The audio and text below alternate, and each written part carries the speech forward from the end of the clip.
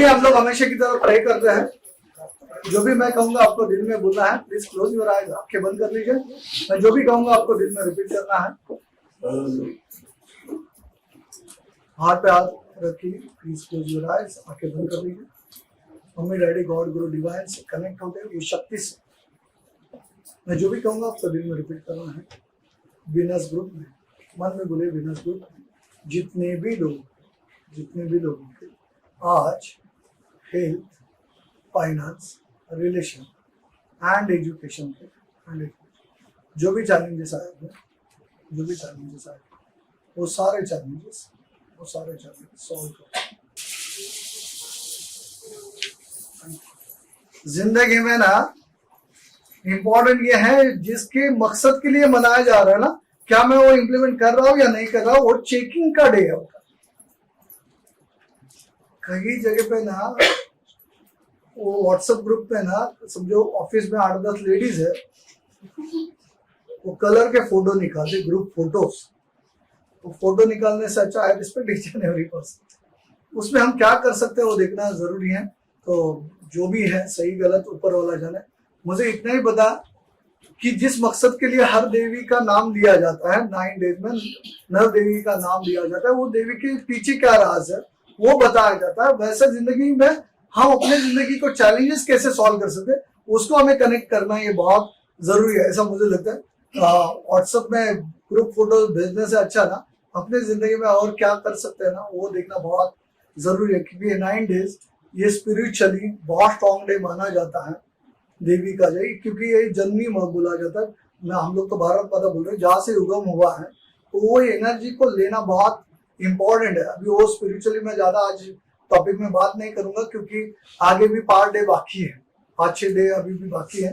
तो लोग ना ढूंढ रहे वो कलर की साड़ी है या नहीं, साड़ी ढूंढने से अच्छा ना अंदर ढूंढना है जिंदगी में वो चीज मेरे पास है या नहीं है, उसको मैं कैसे इंप्रूवमेंट करूं।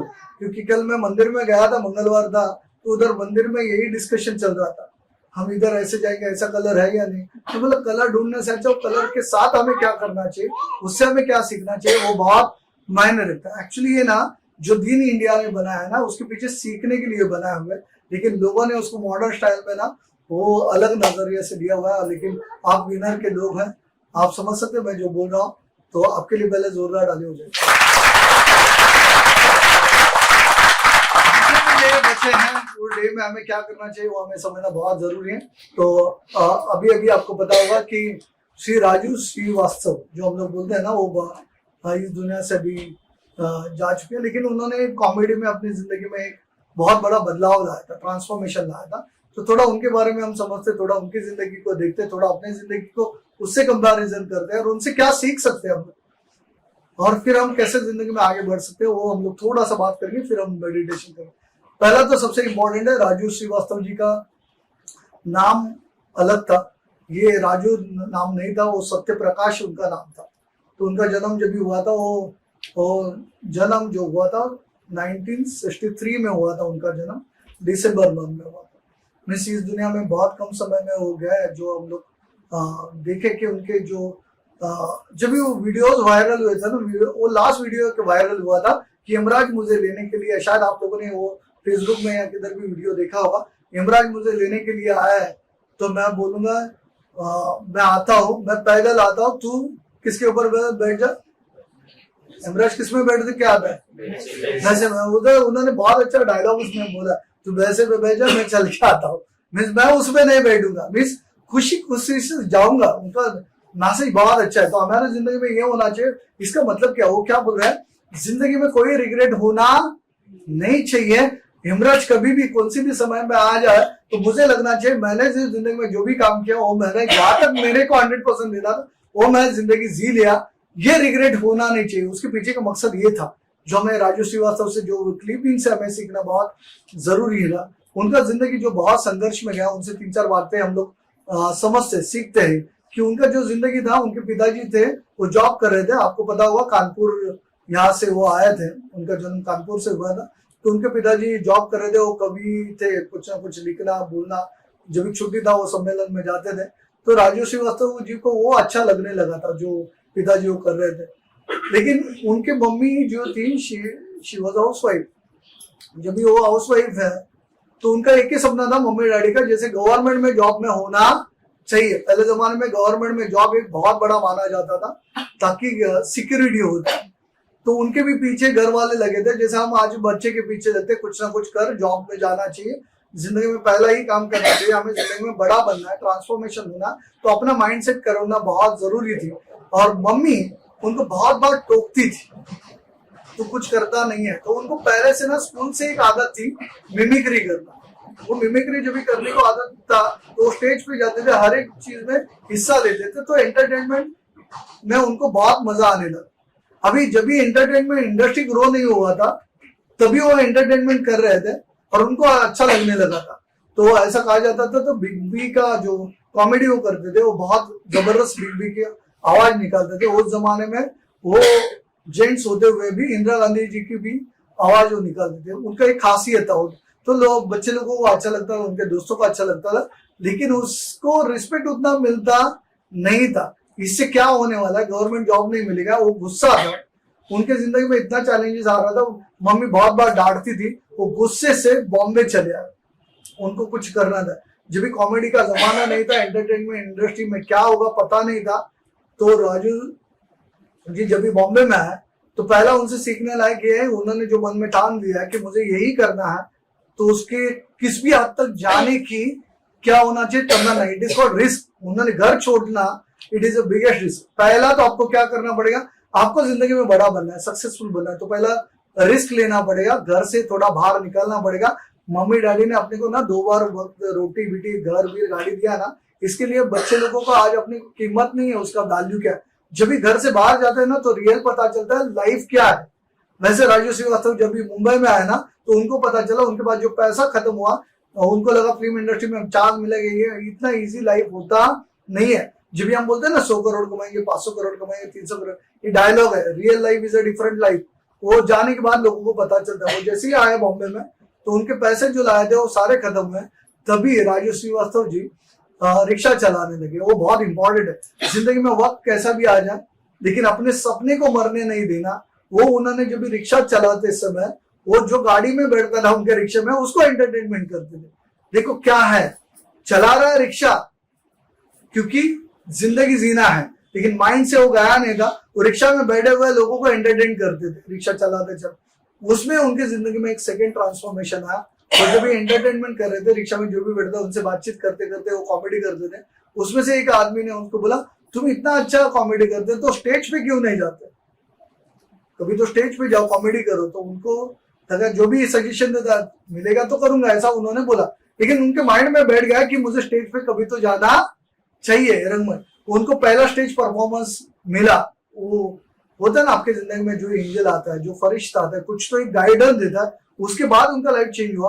वो स्टेज पे गए, परफॉर्मेंस किया, उनको 50 रुपए मिले। वो 50 रुपए उनकी जिंदगी का पूरा टर्निंग पॉइंट था। वहां से राजू श्रीवास्तव जी ने पीछे मुड़ के नहीं देखा। उन्होंने थर्ड उनसे सीखने लायक क्वालिटी है, आपकी जिंदगी में कोई भी आदमी सजेशन देता है, कुछ भी होता है, सपने को वो भूले नहीं, कंटिन्यूस वो परफॉर्मेंस अपना देते रहे और वो रंगमंच की और बढ़े। सेकंड क्या, आपको जिंदगी में जो चाहिए वो उन्होंने रंगमंच चुना था। वो रंगमंच में जाने के लिए जो जो करना पड़ेगा, लाइफ में बहुत सारे अप डाउन आएंगे, ट्रबल आएगा, लेकिन पीछे मुड़ना नहीं है। थर्ड सबसे इंपॉर्टेंट, वो जब भी रंगमंच में जाते थे कॉमेडी करते थे।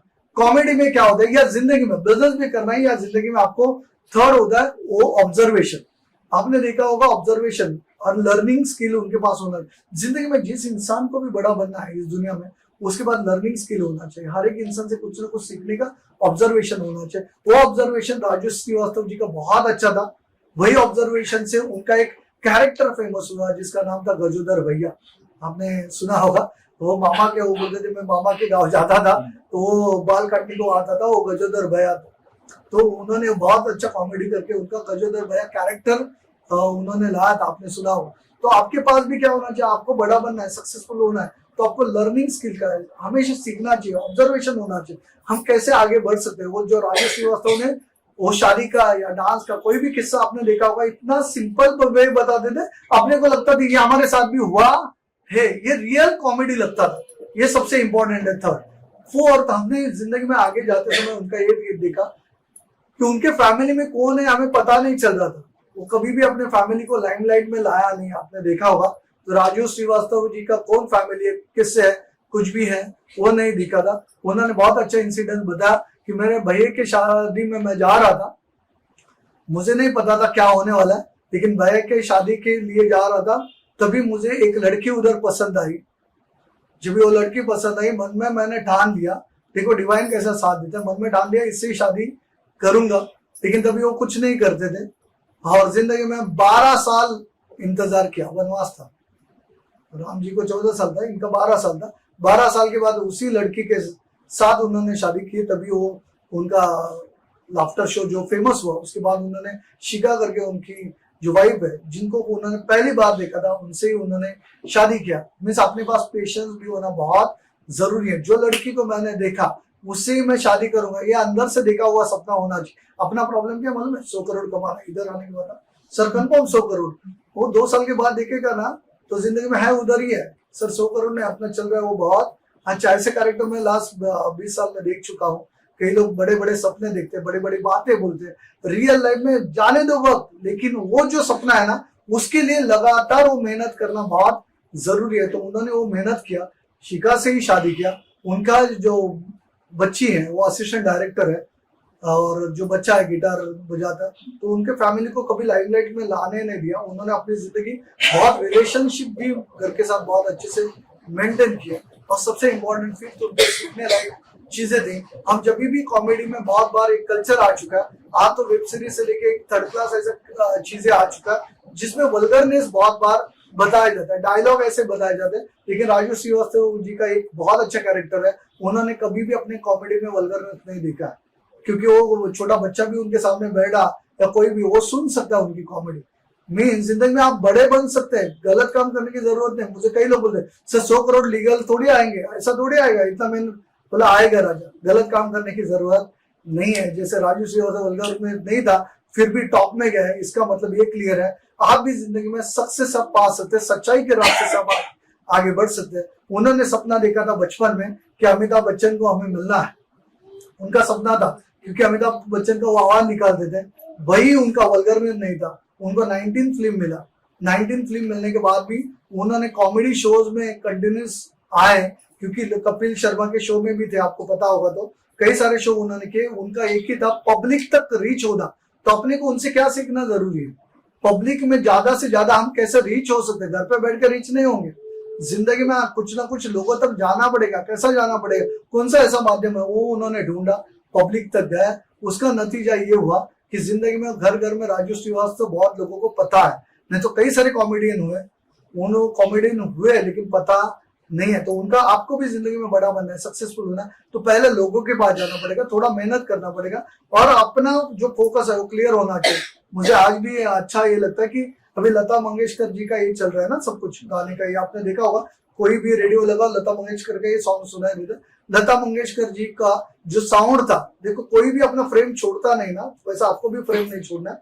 लता मंगेशकर जी को बोला था डिस्को गाने आप गाओ, तो लता मंगेशकर ने बोला ये सॉन्ग मैं कभी गाऊंगी नहीं। आपने देखा होगा आशा भोसले गा रही हो, लेकिन उन्होंने नहीं लिया। लेकिन लता मंगेशकर ने उसको जो चाहिए था ना वही किया, आज नाम फेमस हुआ। तो आपको भी जिंदगी में एक फ्रेम पकड़ के रखना है। जैसा मैं हमेशा बोलता, मुझे यूनिवर्सिटी बना है, जिंदगी में कौन सही है कौन गलत है, कौन अच्छा बोलता है कौन बुरा बोलता है, मुझे कोई लेना देना नहीं। यहाँ बैठा हुआ है कोई भी इंसान 100 करोड़ कमाए, 500 करोड़ कमाए या 5000 करोड़, जैसा भी नागराज ने 1000 करोड़ किया 5 महीने में, तो मुझे भी उससे ना दिक्कत है ना उससे कंपैरिजन है। जिंदगी में मुझे यूनिवर्सिटी बनाना, जो मेरा फ्रेमवर्क है वो फ्रेमवर्क आपको जिंदगी में रहना बहुत जरूरी है। सही गलत जिंदगी ऊपर वाला देखे, और मुझे यकीन है राजू श्रीवास्तव से 5 बातें सीखते सीखते मैं लास्ट मैसेज आपको दूंगा, उसके बाद हम एक मेडिटेशन करेंगे।